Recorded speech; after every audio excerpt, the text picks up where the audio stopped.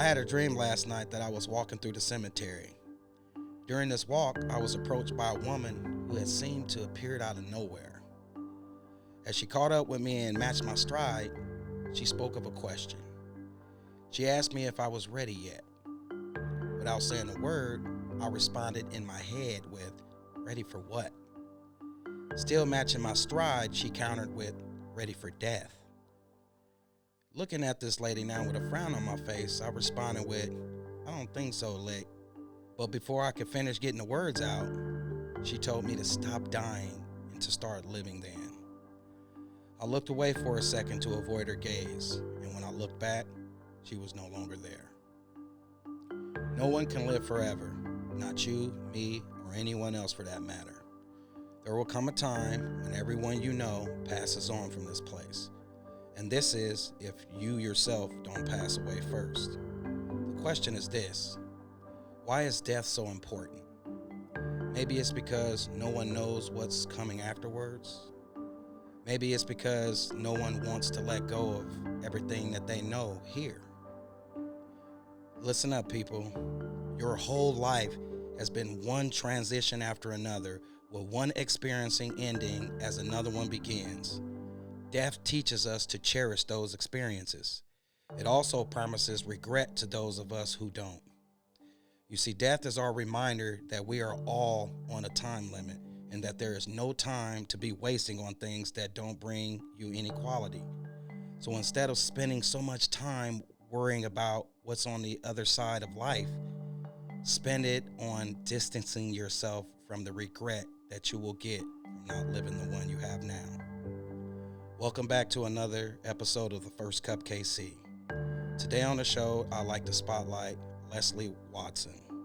She is the founder and executive director of Ascent of Change, LLC, an entrepreneur and successful manager of Determination, Inc., and a very active leader in our society. Welcome, Leslie Walton, to the show.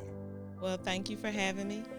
My name is Leslie Walton, and I am the founder and executive director of Ascent of Change. To even understand how I got to this point, you really would have to know where it started from. It started with my mother and I.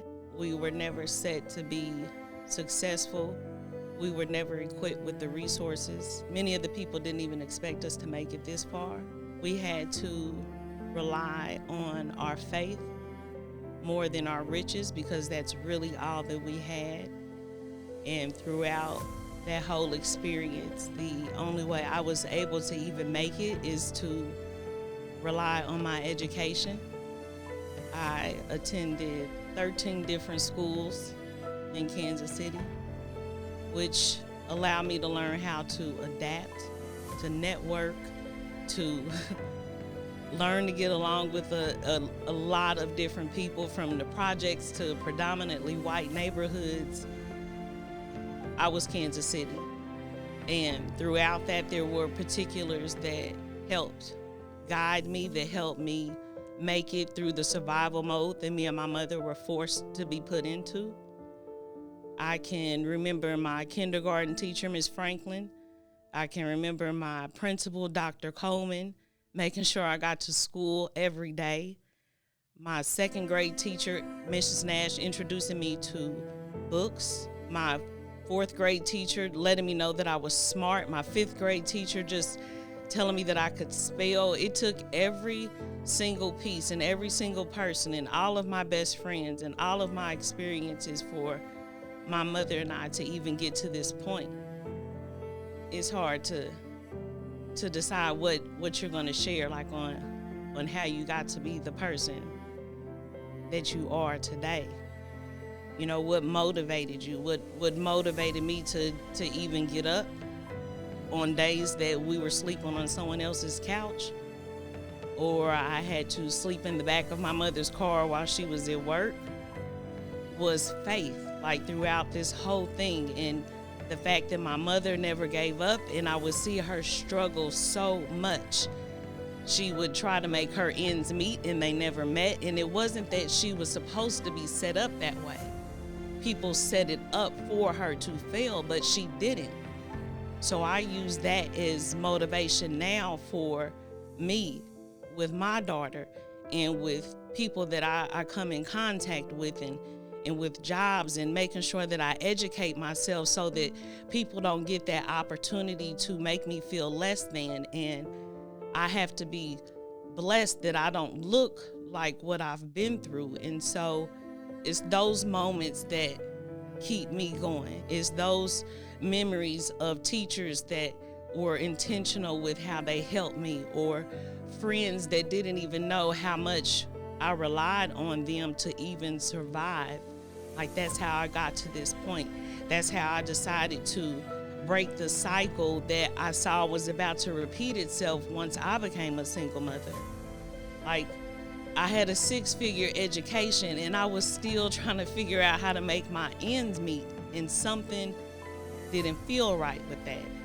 I didn't need my upbringing to continue to fall forward with me. So I started looking within myself.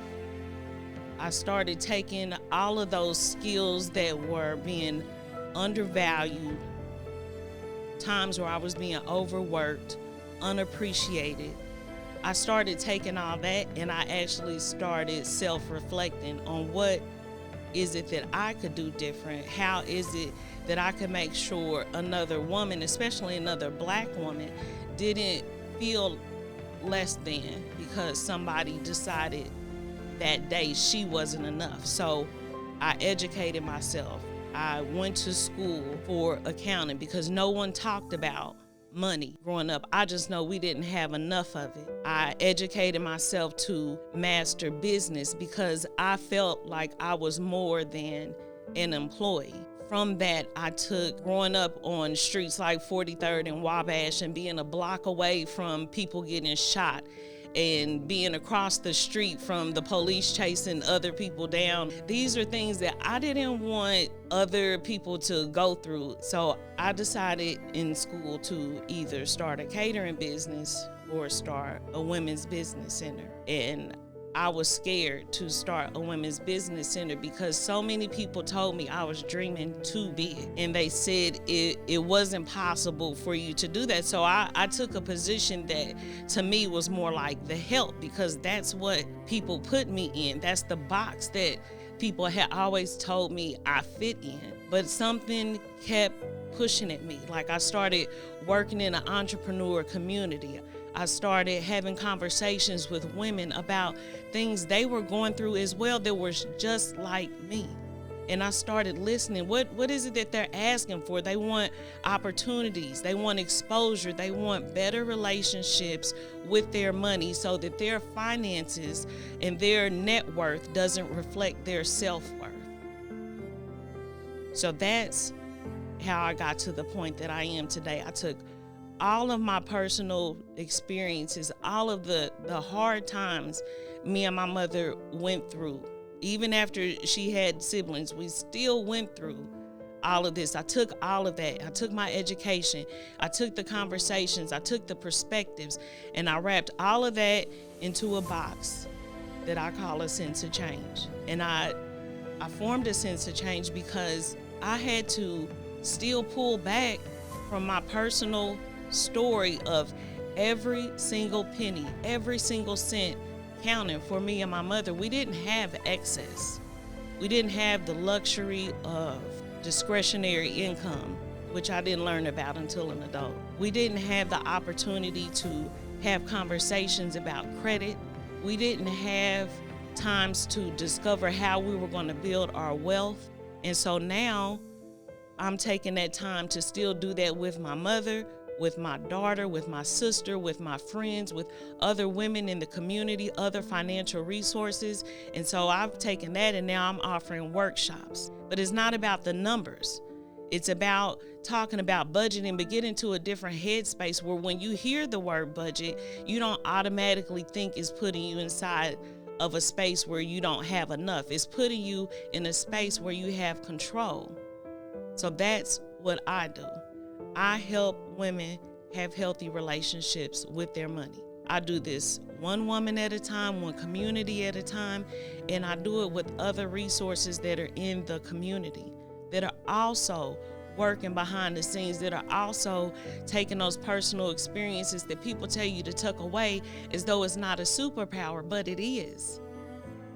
And so that's what I focus on. That's what I want. That's what I see a sense of change growing into, a community of women that are educated, that are empowered, that are influencing other women to make, save, grow their money. Like, we are our biggest resources. We are so powerful, and so many people tell us we're not, but we are. And it's time. It's time. And that's all I know. It's just that it's time for us to support each other. It's time for us to share our stories. It's time for us to get comfortable talking about money. And so that's what I'm here for. So thank you for your time. Again, my name is Leslie Walton, and I am the founder and executive director of A Sense of Change. Once again, that was Leslie Walton. Thank you for joining us for another episode of The First Cupkc. I hope you guys have a wonderful rest of your day, and as always, stay positive, people.